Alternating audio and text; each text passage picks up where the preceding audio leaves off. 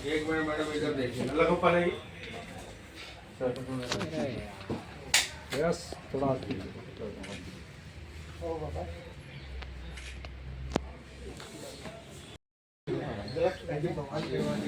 चारों लोग एक बार खड़े पे आप खड़े हो जाओ चारों लोग बड़े लोग एक पांच को दे दीजिए का मतलब होता है कंसिस्टेंसी।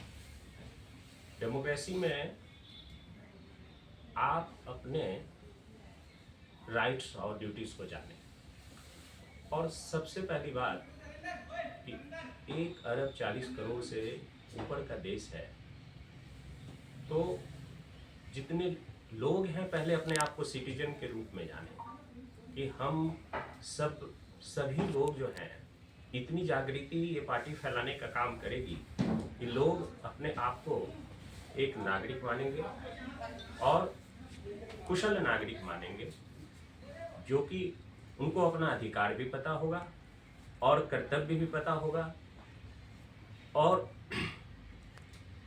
इन्हीं बातों के इर्द गिर्द इसके लिए जो भी मेहनत खून पसीना बहाने का काम है करेगी, ताकि लोगों से मेरा आशय यह है कि सिटीजन नागरिक को ये लगे कि जो भी हम काम कर रहे हैं, राजनीतिक रोटियां सेक रही हैं, तो मेरे समझ से गरीबी इतना अपमानपूर्ण शब्द है। अगर कोई किसी को गरीब कह दे तो आदमी लगता है कि उसे कितना इंसल्टिंग वर्ड कहा गया है, गाली का शब्द है गरीबी। तो मैं तो कई बार सोचा कि पूरे वर्ल्ड लेवल पे जैसे हमारे देश में विकलांग शब्द को दिव्यांग बना दिया गया है, रुपये का साइन चेंज कर दिया, कई चेंजेस होते रहते हैं, क्योंकि nothing is permanent except change.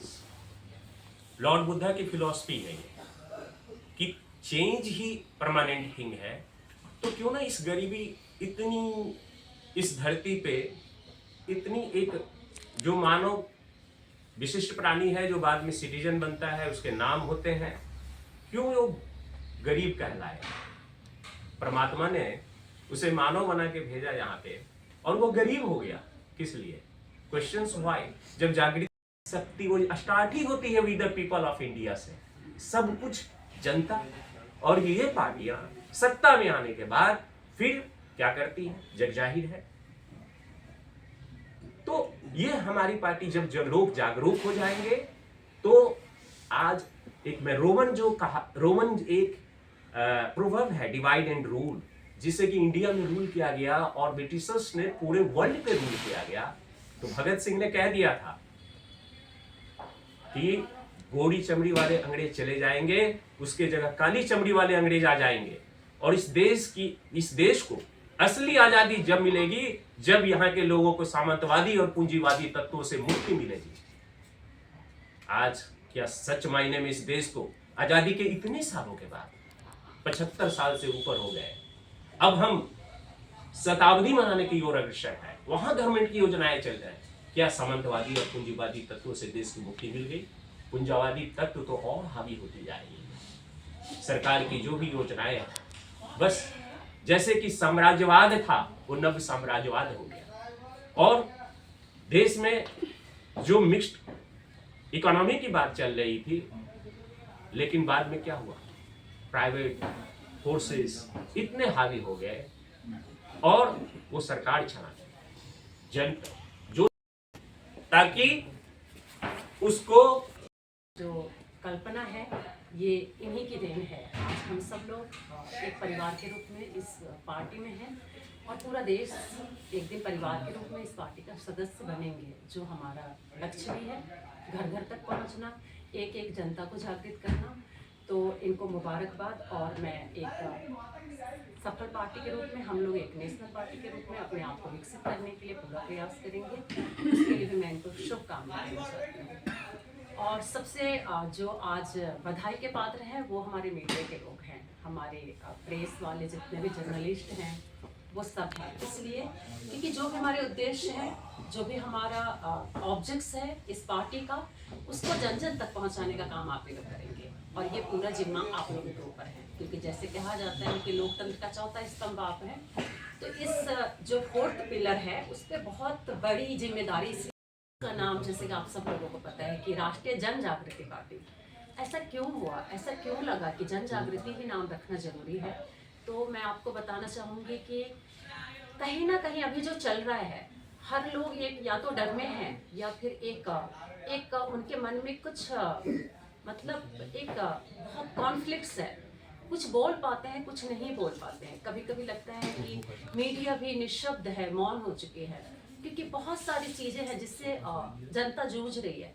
और हम लोग कहीं हवाई के बातों में भी बहुत ज्यादा घूम रहे हैं, लेकिन जब हम धरातल पे आते हैं, ग्राउंड लेवल पे, तो वास्तविकता कुछ और देखते हैं। जैसे अमिताभ जी ने किसान के बारे में बात करी, तो अगर सच में देखेंगे, एक तो जो मौसम की मार और ऊपर से जो सरकार का जो उनके लिए ऐसे बेपरवाही है या फिर ऐसे कह सकते हैं कि लापरवाही है, वो कहीं ना कहीं दिल तक कचोट देती है। और इस वे में जाके तो एजुकेशन में, और सबसे बड़ी अभी हम लोग एक बड़े लेवल पे एक डिमांड करेंगे कि जो भी स्कूल में है कम से कम क्वालिटेटिव एजुकेशन पे सबसे बड़ा काम किया जाए। हम लोग भी करेंगे और सरकार से हमारा डिमांड भी होगा। और जनता जब तक जागरूक नहीं होगी, जैसे अमिताभ जी ने कहा, आपको एक स्वच्छता की भी योजना बनानी पड़ती है। ये कितनी बड़ी शर्म की बात है। मतलब हमें पता है कि आसपास रह रहे तो हमें स्वच्छ रखना चाहिए, बट ऐसा क्योंकि एक क्लीननेस ड्राइव हम लोग चला रहे हैं, कैसे, ऐसा क्यों?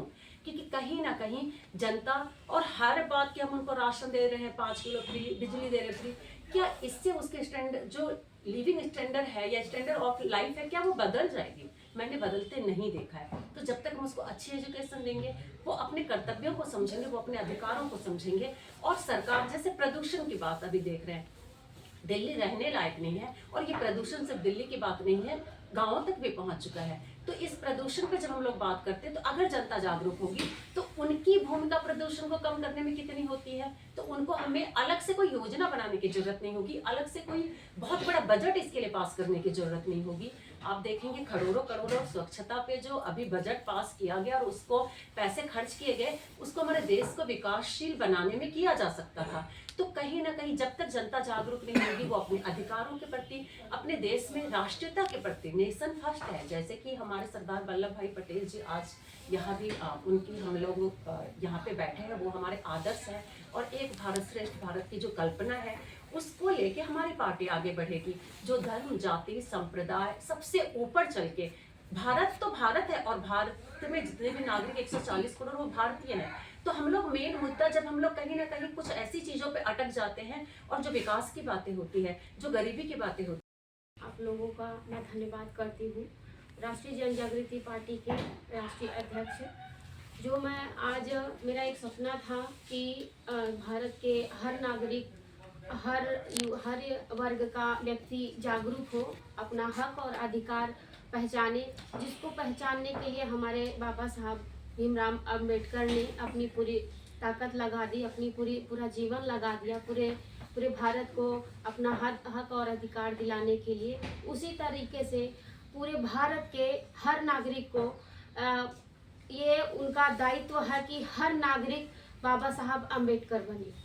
उनका ये धर्म है और उनका दायित्व है और उनका ये फर्ज है कि वो खुद अपने आप में बाबा साहब अंबेडकर समझे, अपने आप को जागरूक करे, अपने आसपास को जागरूक करे, अपने घर परिवार को जागरूक करे, अपने आसपास का जो भी इन्वायरमेंट है, जैसा भी माहौल है, उसको सही और गलत के प्रति जागरूक करे।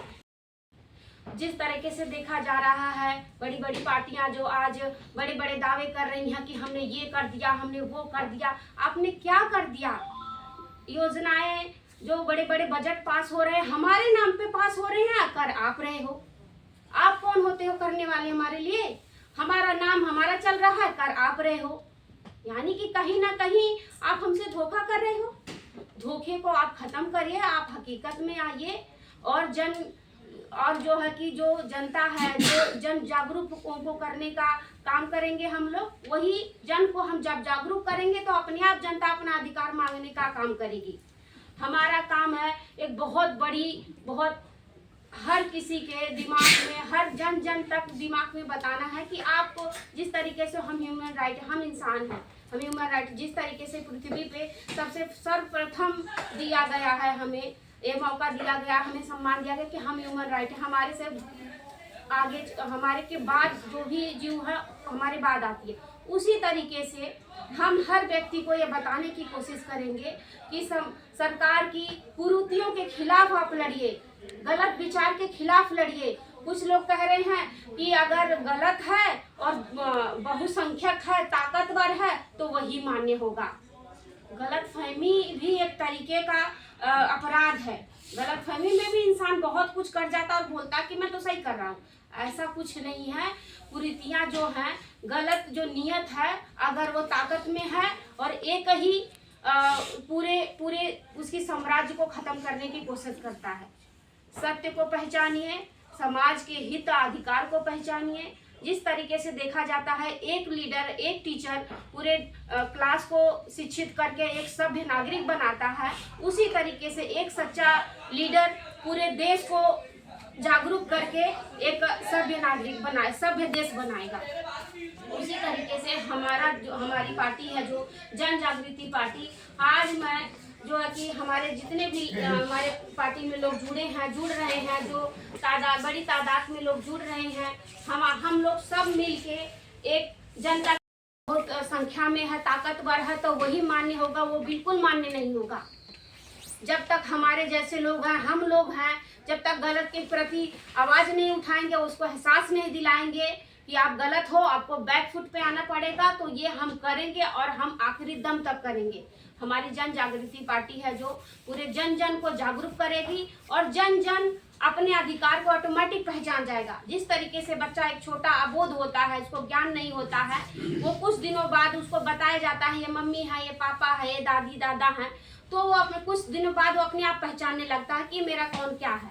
उसी तरीके से हम जन जन को ये बताने की कोशिश करेंगे कि आपका मान सम्मान और अधिकार क्या है, और जो आपके सरकार के कुरीतियों के कब्जे में है, उस कब्जे से आप मुक्त कराइए, आप खुद मुक्त कराइए।